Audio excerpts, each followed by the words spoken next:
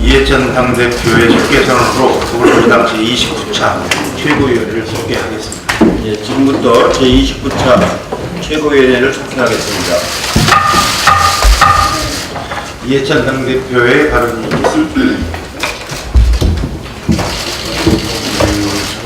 지금 예산국회가 지금 진행 중에 있는데 어제 두 야당이 국회 일정을 보이콧한다는 그런 기자회견을 한 걸 보고 매우 안타깝게 생각을 했습니다.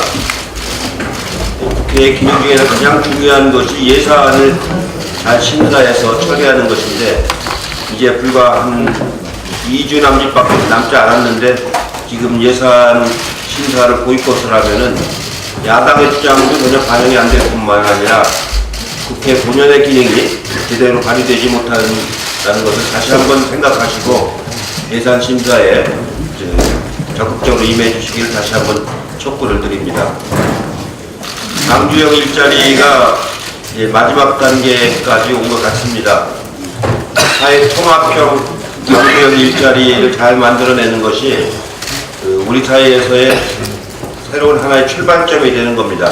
광주만이 아니고 군산, 울산, 창원 여러 곳에 이제 지금 경제적으로 어려움을 처해 있는데 이런 곳에 지역 특성에 알맞는 그런 맞춤형 일자리를 만들어내는 첫 번째 일자리가 광주형 일자리입니다. 아무쪼록 광주 시민들의 소중한 뜻을 잘 모으고 또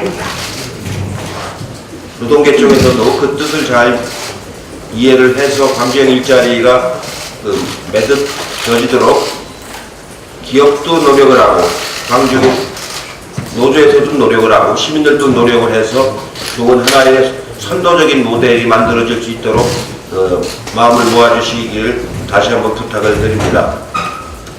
어제 윤창호 친구분들하고 제가 면담을 했는데 윤창호법을 조속히 통과시켜달라는 요청을 받았습니다.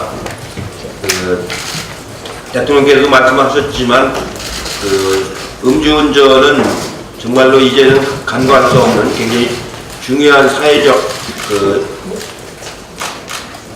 해악이라고 이제 생각할 수밖에 없습니다.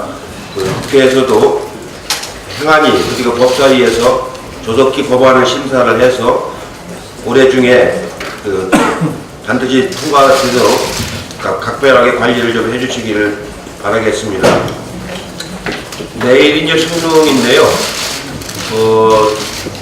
수능을 보는 모든 수험생들 그리고 학부모들 마음이 아주 초조하고 이제 긴장이 많이 있을 겁니다. 그럴 때일수록 좀 마음의 여유를 갖고 차분한 마음으로 수능에 임해 주시기 바랍니다. 지난번 쓴 방송에서 보니까 우리 박주민 최고가 하도 긴장이 돼서 1교시만 보고 그 다음에 포기했다고 하는데 그러지 말고 마음을 편하게 갖고 내가 지금까지 들여온 모든 것을 다 들여서 최선을 다한다는 그런 마음으로 수능에 임하는 게 좋겠다고 생각을 합니다. 마지막으로 하나 말씀드릴 것은 9월까지 국세 수입이 전년 대비해서 26조 6천억이나 더 거쳤다고 합니다. 제가 예산을 많이 다뤄본 사람인데 이렇게 예산이 더 거치는 건 없습니다. 어떻게 26조 6천억이나 9월까지 그럼 12월 말까지 하고 30조 가까이 거친다는 얘기인데 우리나라 전체 예산이 470조인데 30조나 더 거친다는 거는 이거는 예산 편성을 잘못했다는 얘기입니다. 올해까지는 뭐 그렇다고 하더라도 내년 예산 편성할 때는 세수 추계를 정확하게 해가지고 이 돈이 국민들에게 다 쓰여져야지 이걸 써가지고 자꾸 소비를 축소시키는 이렇게 되는 거는 확장 정책이 아니고 오히려 축소 정책으로 정부를 운영하는 겁니다. 더군다나 요즘처럼 경기가 안 좋을 때 이렇게 재정을 축소 정책을 쓴다는 것은 그 정부의 아주 소극적 기능을 뜻하는 거기 때문에 다시는 정부에서 이런 일이 반복되지 않도록 당에서 철저하게 예산 추계를 해서 내년부터는 바로잡도록 그렇게 해야 되겠습니다. 이 점은 제가 각별하게 챙기겠습니다. 제가 예산을 오래 다뤘는데 이런 사례는 처음 봤습니다.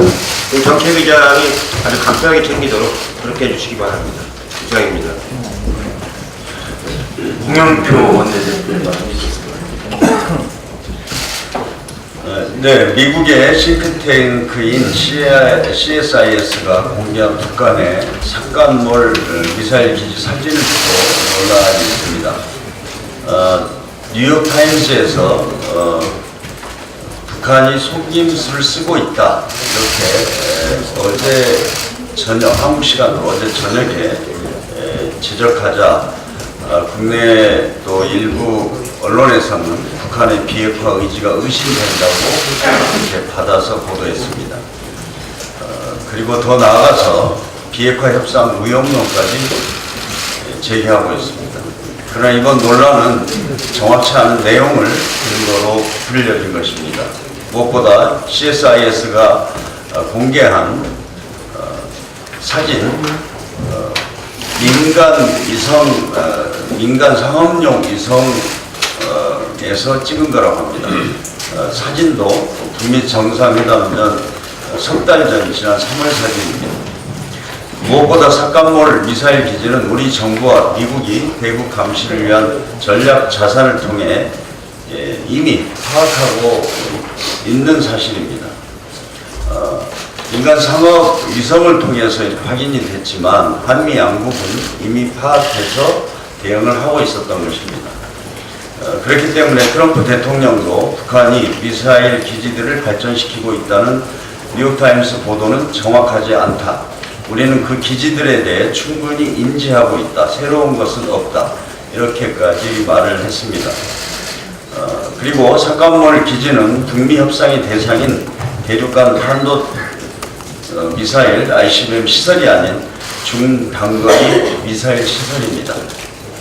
이렇게 새로울 것도 없는 사진 한 장으로 마치 북한이 비핵화 협상 이면에서 새 미사일 기지를 가동하고 있다는 식으로 부풀리고 과장해서는 안 됩니다. 이번 논란을 계기로 북미 간, 남북 간에 더 깊은 대화와 소통의 필요성을 느낍니다. 그리고 무엇보다도 북미 협상이 조속히 재개되고 상호 간의 신뢰 구축을 통해서 최종적인 합의에 이루어져야 하는 이유가 더 분명해졌습니다. 조금 전 10월 고용 통계가 발표됐습니다. 9월 취업자 수가 4만 5천 명 증가한 데 이어 10월에도 6만 4천 명이 늘었습니다. 여전히 미흡한 수준이지만 두 달 연속 취업자 수가 증가세를 유지했다는 점은 다행스럽게 생각합니다. 그러나 이번 통계에서도 부정적 지표와 긍정적 지표가 동시에 나타났습니다. 실업률이 높아졌지만 상용직 근로자는 35만 명이나 늘었습니다. 지난달 고용보험 가입자 수도 1년 전보다 43만 1000명이나 증가했습니다.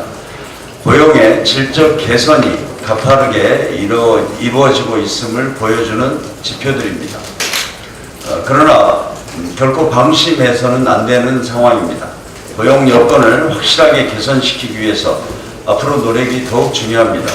정부는 지난달 24일 발표한 일자리 대책을 차질 없이 실행해 주기 바랍니다. 일자리 추경 예산도 올해 말까지 100% 집행되도록 최선을 다해 주기 바랍니다. 국회도 내년 일자리 예산을 원하는 대로 꼭 통과시켜야 합니다. 자유한국당과 바른미래당 원내대표들이 어제 장관 임명에 대한 대통령 사과와 민정수석 해임을 요구했습니다. 요구가 수행되지 않으면 국회 파행도 불사하겠다고 합니다. 엊그제 여야정 합의사항 이행을 위한 첫 실무 협상에도 돌연 불참한 데 이어 연일 정치 공세에 나서고 있습니다. 그러나 두 보수 야당의 주장은 명분도 없고 설득력도 없습니다. 대통령의 정당한 인사권 행사를 문제 삼는 것은 정말 이해하기 어렵습니다. 그리고 인사 관련해서 두 야당은 법을 지키지 않는 것을 밥 먹듯이 합니다. 인사청문회 일정을 제대로 지키지도 않고 또 정해진 청문 보고서를 아예 채택하지 않는 것을 관행으로 만들어 나가고 있습니다.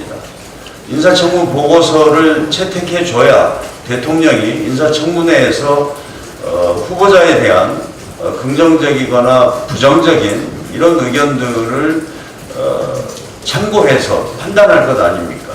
그런데 최근에 들어서 특히 이렇게 인사청문 보고서를 채택하지도 않고 대통령에게 그 인사를 취소하라고 하는 것은 이해하기 어렵습니다. 아무튼 지금은 여야가 머리를 맞대고 민생 경제와 주요한 국정 현안들에 대해서 또 내년도 예산에 대해서 논의해야 할 시기입니다. 일자리, 민생, 평화를 위한 예산 심의, 윤창호 법도 국민안전법안, 경제활성화법안과 공정경제법안을 시급히 처리해야 할 때입니다. 두 보수 야당이 국회 정상화에 협조해 줄 것을 부탁합니다. 이상입니다. 네, 다음은 박주민 특수위원의 발언입니다. 예. 김상한 대법관 후보자 임명 동의안이 10월 8일 국회에 제출됐습니다. 이 임명 동의안이 국회에 제출된 지 40일이 돼가는 지금까지도 자유한국당은 인사청문 특위 위원 명단조차 제출하지 않고 있습니다. 역대 40일이 되도록 인사청문 특위 위원 명단을 제출하지 않은 사례는 없었습니다. 11월 1일 김소영 대법관이 임기 만료로 그만둔 이후에 대법관 공백 상태가 지속되고 있습니다. 자유한국당은 입만 열면 대법관들이 처리하는 사건의 숫자가 많다. 그래서 국민들이 충실하게 재판받을 수 있는 권리가 침해되는 것 아니냐라고 걱정하는 척합니다. 그런데 왜 이 대법관 공백 상태를 장기화시키는지 이해할 수가 없습니다. 지금이라도 자유한국당은 신속하게 인청특위 명단을 제출해 줄 것을 부탁드리겠습니다. 제출하지 않을 시에는 인사청문회법 제3조 3항에 의거해서 국회의장이 직권을 부의할 수 있는 상황이 된 만큼 국회의장은 직권 상정, 직권 부의까지도 적극적으로 고려해 줄 것을 촉구합니다. 더 이상 대법관 공백으로 인한 국민의 재판 청구권 침해를 두고 볼 수 없기 때문입니다. 사법농단 관련돼서도 한 가지 좀 더 말씀드리겠습니다. 오늘 조선일보 최고위급의 요청을 받고 이민걸 전 대법원 행정처 기조실장이 동국제강 회장의 재판을 챙겼다는 의혹과 원세훈 전 국정원장의 파기환송심이 시작되기도 전에 해당 재판부의 부장판사가 무죄 판단을 검토했다는 의혹이 추가로 보도되었습니다. 사법농단과 관련해서 충격적인 이야기들이 계속해서 보도되고 있는 것입니다. 한편 오늘 사법농단의 피의자인 임종원 전 법원행정처 차장이 기소될 것이라고 알려졌습니다. 이미 사법농단 행위의 당사자들에 대한 검찰 수사가 진행되고 있고 재판이 시작되려 하고 있는데 특별재판부에 대한 논의 역시 자유한국당의 반대로 시작도 못하고 있습니다. 자유한국당이 사법농단 사건 해결에 대해서 제대로 된 대안을 내지도 못하면서 특별재판부 설치에 대해서 반대하고 있는 점은 매우 유감스럽습니다. 형사절차의 진행이나 특별재판부의 통과와 별개로 국회는 직무상 헌법과 법률을 위반한 법관들에 대해서 탄핵 절차를 개시하는 것에 대해서 고민해봐야 될 것 같습니다. 탄핵은 대상자가 형사상 범죄를 저질러 유죄 판결을 받지 않더라도 헌법과 법률 위반이 있다면 탄핵 사유에 해당됩니다. 지금까지 나온 검찰 수사 결과 그리고 법원의 자체 조사 보고서만으로도 충분한 속추 요건을 갖췄다고 저는 생각합니다. 헌정사상 법관이 탄핵된 적은 없습니다. 그렇지만 최근의 사법농단 사태는 전례가 없는 일로서 마침내 국회가 입법부가 법관도 국민을 배반하는 행위를 하면 탄핵될 수 있다는 준엄한 헌법의 원칙을 확인해줘야 할 때인 것 같습니다. 마침 법원 내부에서도 사법농단과 관련된 판사들을 탄핵해야 된다는 목소리가 나오기 시작했습니다. 법원이 국민의 신뢰를 회복하기 위해서는 법원 스스로가 명백한 재판 독립 침해 행위자에 대한 국회 탄핵 절차 개시 촉구를 통해 명백한 재판 독립 침해 행위에 대하여 형사법상 유무죄 성립 여부를 떠나 위헌적인 행위였음을 스스로 국민들에게 고백하는 것이 필요하다는 의견을 일부 판사가 제기한 것입니다. 국회는 이러한 법원 스스로의 자정 노력에 힘을 보탤 필요가 있다고 생각합니다. 법관 탄핵에 대한 논의 역시도 본격적으로 시작할 것을 야당에게 촉구하는 바입니다. 이상입니다. 네, 다음은 박광원 최고위원 발언드리겠습니다.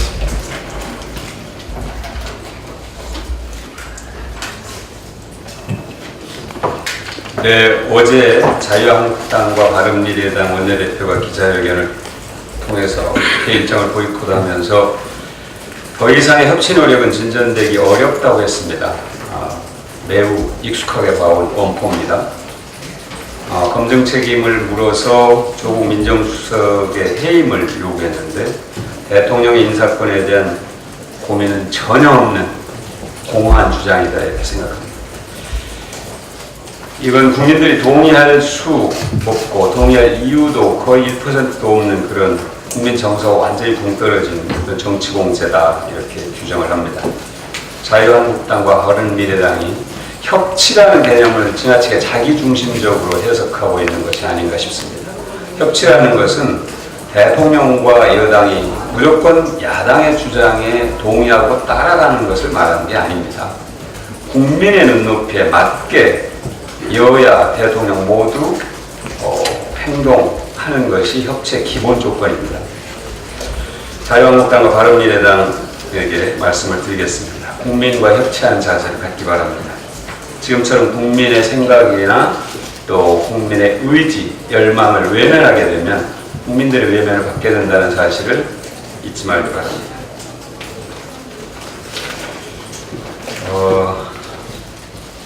김성태 자유한국당 원내대표가 지만원 씨를 강력하게 비판했는데 거기서 한 발 더 나가기를 촉구합니다.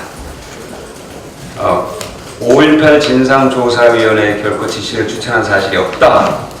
왜? 부적합하니까. 이런 얘기인데 유튜브에서 유통되는 5.18 허위 조작 정보를 삭제 요청하는데 공동보조를 취할 것은 제가 김성태 대표와 자유한국당에게 요청합니다.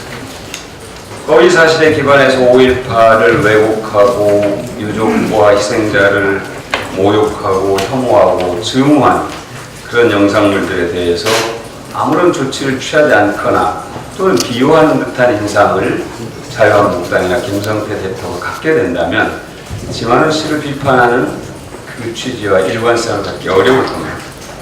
지만원 씨를 비판한 그 기조에서 김성태 원내대표에게 꼭 필요한 것은 5.18을 왜곡하고 5.18 유족과 희생자를 모욕, 조롱, 폄하, 비방하는 그런 동영상을 유튜브에서 삭제하도록 요청하는데 공동보조를 취해줄 것을 요청합니다. 그 다음에 이 미세먼지가 최근에 우리 바람의 방향에 따라서 굉장히 한국에 많은 영향을 미친다는 것을 저희들이 경험을 하게 됐는데요. 최근에 한중 고위 언론인 포럼에서 이 미세먼지에 대한 공동조사 방안을 마련하자 하는데 언론인들끼리 어느 정도 의견의 일치를 보았다고 합니다. 사실 이 미세먼지 문제는 국가 경쟁력의 문제이기도 하고 국민의 건강, 이제는 생명, 생존의 문제에까지 이르게 된 게 아닌가. 우리 국민들도 가장 우려하는 문제, 가장 크게 우려하는 문제가 이 미세먼지고요. 한중 두 나라가 공동조사, 공동대책, 공동실천 이 3대 원칙에 합의하고 조속히 이 정말로 진지하게 해법을 찾기 위한 노력을 기울여야 된다 이렇게 국민들은 요구하고 있습니다.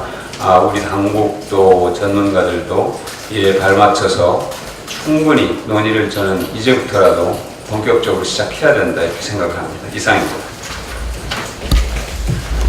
서른 최고위원의 발언을 듣겠습니다.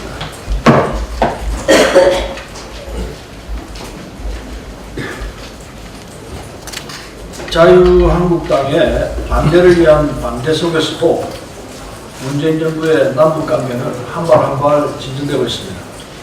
최근 남북 민화협이 10년 만에 금강산에서 만나서 공동 행사를 재개했습니다. 그리고 DMZ 내 공동 경비구역의 실질적인 비무장화가 진행되고 있고, GP를 동시에 철거하고 한강 하구에 대한 공동조사 등 군사 분야에서의 협력도 속도감 있게 진행해 나가고 있습니다. 오늘은 리종혁 아시아태평양위원회 부위원장 등 국적인사 7명이 남측에 옵니다. 남북 대화 교류가 여러 곳에서 동시다발적으로 진행되고 있습니다. 그런데도 불구하고 한반도의 평화와 남북관계 개선에 초당적으로 협력해야 할 야당은 계속해서 의장만 놓고 있는 것 같습니다.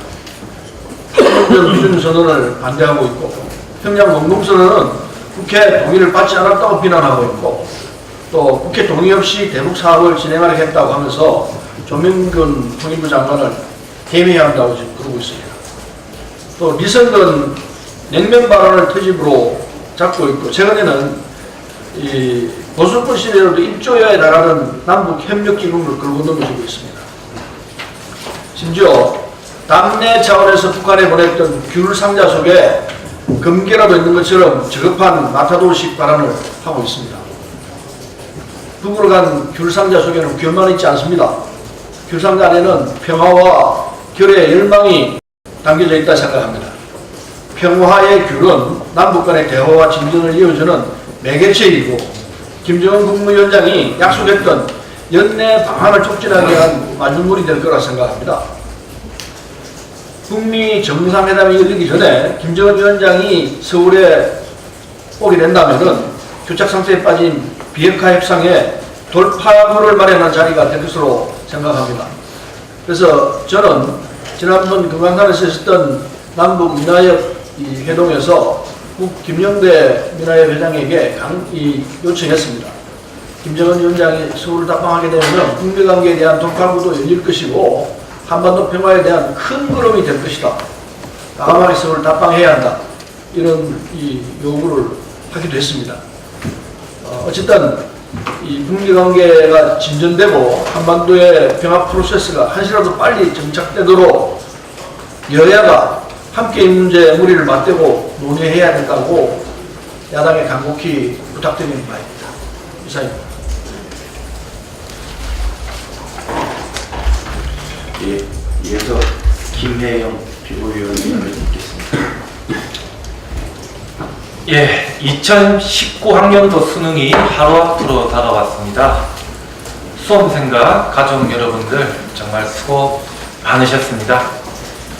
수험생 여러분, 그동안 열심히 준비해온 만큼 오늘 하루는 시험 결과는 하늘에 맡긴다는 마음으로 편안하게 시험에 응하시면은 오히려 더 좋은 결과를 얻을 것이라고 생각합니다. 수능이란 시험을 치른다는 것 자체가 결과를 떠나서 인생의 큰 경험이 될 것이라고 생각합니다. 우리 수험생들을 응원해 주시는 분들도 수험생들의 긴장을 풀어줄 수 있는 한마디를 해주신다면 수험생들에게 크게 도움이 될 것이라고 생각합니다. 유치원 3법의 연내 통과가 무산될 위기에 처했습니다. 지난 12일 국회 교육위 법안소위에서는 유치원 3법 법안을 심사했으나 자유한국당의 반대로 결론을 내리지 못한 채 회의가 종료되었습니다. 도대체 무슨 생각을 하고 있는 겁니까? 법 통과 무산 소식을 들어도 많은 분들이 이메일을 보내주시고 계십니다. 자녀를 키우고 계시는 학부모님은 안심하고 아이를 유치원에 보내기 위해서, 몇 년 안으로 아이 엄마가 되고 싶으시다는 분은 유아교육의 공공성 강화를 위해서, 유치원 현장에서 근무하시는 사립 유치원 선생님은 교육만큼은 차별이 없다고 느낄 수 있는 세상을 위해서 한결같이 유치원 3법의 조속한 통과를 부탁하고 계십니다. 바로 이러한 목소리가 국민들의 뜻인 것입니다. 간사 합의를 거쳐서 법안 소위의 회의 날짜를 다시 잡겠다고 합니다. 하지만 언제 또 열릴지 알 수 없습니다. 지금이라도 자유한국당은 사립유치원 감싸기를 멈추고 국민의 뜻을 받들어 유치원 3법의 연내 통과를 위해서 뜻을 모아주시기를 부탁드립니다. 이상입니다. 네, 이어서 남인순 지부위원의 발언 있겠습니다.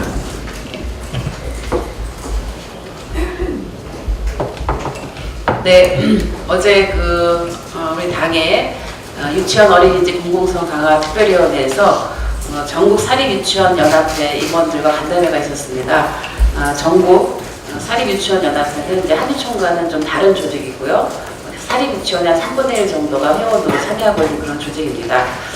어제 그 임원들과 대화를 통해서 이 전사련이라고 보통 얘기를 하는데, 이 전사련의 경우에는 국가 회계 시스템인 에파인도 적극적으로 참여를 하고 있고, 그리고 학교 처음으로라고 하는 그 유치원 선발 과정에 대한 시스템에도 적극적으로 참여를 하고 있습니다. 그래서 앞으로도 아마 여기에 동참하는 유치원들이 늘어날 것으로 보고 있고요. 그거 외에 지금 현재 정부 정책과 그 유치원 3법에 대한 그 전사련 회원들의 의견을 착취했습니다. 그 부분에 대해서는 이후에 좀 더 저희 당의 입장을 정리를 해서 소통을 해나갈 예정이라고 말씀을 드립니다. 이에 반해서 지금 이제 그 한유총의 경우에 있어서는 그 사유재산, 소위 재산권을 인정해달라고 얘기를 하는데, 재산권은 사유재산은 인정이 되고 있습니다. 당연히 뭐 폐업을 할 때 그 사유재산으로 남고요. 법인이라든가 이런 데와는 달리 그 개인의 사유재산으로 당연히 기속이 됐는데, 그 이분들의 요구는 사유재산을 투자했으니 시설 사용료를 회계 규정에 반영해달라는 것입니다. 그리고 뭐 심지어 더 논의를 해봐야 되겠지만 상속이나 증여에서 조금 더 뭔가 좀 조정이 있어야 되지 않느냐 뭐 이런 얘기를 하고 있는 것인데요. 현재 우리 헌법 23조에 따르면 국가가 사유재산을 강제로 증발할 경우에는 이제 보상을 하지만, 자발적으로 어떤 관련 법에 따라서 유치원 설립 기준에 따라서 유치원을 만들었기 때문에 국가가 보상해야 될 그런 어떤 의무는 사실 없는 것입니다. 뭐 이런 법적인 해석은 이미 여러 그 법적 해석은 좀 있는 상황입니다. 그래서 이제 이런 거를 놓고 다시 오늘 또 국회에서 또 토론회가 있다고 해서 굉장히 좀 유감스럽고요. 앞으로 이런 정부의 어떤 정책이나 유치원 3법과 관련해서 반대 입장을 표명하고 있지만 한유총이 앞으로 이제 저희 당에서는 계속적으로 간담회 등을 통해서 대화를 해나갈 예정입니다. 그리고 또 하나, 최근에 이 유치원 3법이 통과가 되면 뭐 재산이 몰수가 된다라든지, 또 아니면 학교 처음으로라고 하는 거에 등록을 하면 퇴원할 수 없다고 하는 그런 잘못된 정보를 많이 전달을 하고 있는데, 그건 사실은 이제 다릅니다. 현재 그 소위 박용진 3법이라고 하는 유치원 3법은 정부 지원금과 학부모들이 낸 원비가 온전히 우리 아이들을 위해 쓰여질 수 있도록 하는 것이고, 그 어디에도 개인의 재산을 몰수한다는 그런 내용은 없습니다. 그리고 또한 학교 처음으로라고 하는 그 프로그램에 참여를 하더라도 사립유치원의 폐원과는 전혀 상관이 없습니다. 만약에 폐원할 상황이면 폐원을 할 수가 있는 것이고, 거기에 따른 어떤 개인 재산은 다 거기에서 보장이 되고 있습니다. 그리고 사립유치원에 맞는 회계 규칙이 없다고 하는데요. 정부는 이미 누리과정을 도입한 후에 그 사립유치원에 적합한 회계 규칙을 만들기 위해서 노력을 해왔었습니다. 그런데 한유총이 사유재산에 대한 어떤 시설 사용료 인정 요구와 그런 것이 관철되지 않았다고 해서 여러 가지 그 휴원이라든가 집단 행동을 그동안 해왔었습니다. 그래서 그런 이유로 사실 무산이 되어 왔었는데, 이미 2017년 2월에 사학기간 재무 회계 규칙을 개정해서 사립유치원에 맞는 수입 세출 이상 과목을 신설한 상태입니다. 그래서 회계 규정이 없다고 하는 얘기는 잘못된 얘기입니다. 그래서 이런 부분들에 국민들께서 많은 좀 걱정을 하고 계신데, 그것은 저희 당이 끊임없이 소통을 하면서 현재 진행되고 있는 정부 정책과 그리고 유치원 3법이 통과될 수 있도록 최선을 다하겠습니다. 이상입니다. 이수진 지부위원의 발언이 있겠습니다.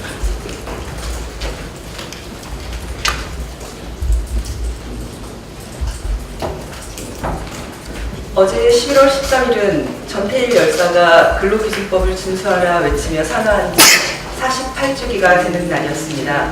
저는 마석 모랑공원을 찾아 전태일 정신을 기리며 추도식에 참석했습니다. 참석자들 모두가 일하는 사람들의 권리, 워커스 라이트식 그런 노동권이 지켜지는 그런 대한민국을 원했고 저도 그날이 하루빨리 왔으면 좋겠습니다. 지난주 5당 원내대표가 여야정 협의체에서 탄력근로제 확대 적용이 포함된 합의문 발표로 탄력근로제가 하반기 가장 뜨거운 쟁점이 되었습니다. 저도 노동부분 최고위원으로서 그동안 탄력근로제 관련해서 노동계와 긴밀하게 소통을 해왔습니다. 탄력근로제 확대 적용은 올해 초 여야가 국회에서 근로기준법 개정 과정에서 52시간 제도가 전면 적용되는 2022년 말까지 여유를 두고 결정하기로 한 사안인데 당사자들이 배제된 상태에서 성급하게 진행되는 것처럼 보여서 아쉬움이 있습니다. 현재 탄력근로제 적용 기업은 약 3.3%밖에 되지 않습니다. 기간이 확대되어도 경제에 큰 도움이 되지 않을 거라는 의견 또한 있습니다. 우리나라는 OECD 국가 중 가장 장시간 노동에 노출되어 있는 나라이고 문재인 정부는 주 52시간 노동시간 단축을 통해 신규 일자리를 만들어내고 노동자 삶의 질을 높이겠다는 선언을 했습니다. 노동시간 단축 정책이 안착되기 전에 장시간 노동을 부추기는 정책 추진은 일관성도 떨어지고 조선무사 정책이 아니냐는 비난을 받을 수도 있습니다. 소득주도 성장의 가시적 성과를 위해서는 일관된 정책 추진이 필요합니다. 탄력근로제 확대는 노동시간 단축 취지를 무력화시키고 장시간 노동에 시달리는 노동자들의 고통을 외면하는 것입니다. 민주노총이 빠졌지만 경제사회 노동위원회 출범을 앞두었는데 탄력근로제가 첫 번째 논의 대상이 될 것입니다. 홍영표 원내대표가 말씀하신 것처럼 사회적 대화가 가장 중요합니다. 이 문제는 경사노위에 맡기는 것이 현명한 선택일 것이고 민주노총도 하루빨리 사회적 대화에 동참해 주실 것을 요청드립니다. 또한 노동부가 진행한 탄력근로제 연구 용역이 있는데 그 조사 결과를 바탕으로 업종의 특성에 맞게 그리고 여러 상황들을 검토해서 노사정이 합리적인 논의를 이뤄낼 수 있을 것입니다. 우리 당에서도 사회적 합의를 이룰 수 있도록 적극적으로 지원했으면 합니다. 마지막으로 자유한국당 김성태 원내대표는 노동이라는 말을 더 이상 입에 담지 않길 바랍니다. 노동계 출신 국회의원이 노동자를 옥죄는 악법들을 추진하고 자본가들의 이익만을 대변하는 모습에 분노를 겁니다. 저는 노동부문 최고위원으로서 저희 당과 함께 노동 존중 사회를 앞당기는 마중물 역할을 최선을 다해서 하도록 노력하겠습니다. 이상입니다. 예, 마지막으로 이형석 최고위원의 발언이 있겠습니다.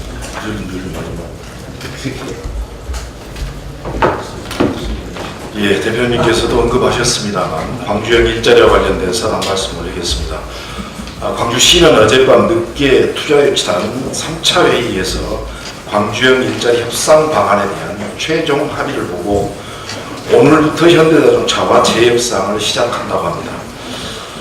누차 말씀드립니다만 광주형 일자리는 노사민정이 사회적 합의를 통해 다 같이 상생할 수 있는 비즈니스 모델을 만들어내는 것이 성공의 핵심입니다.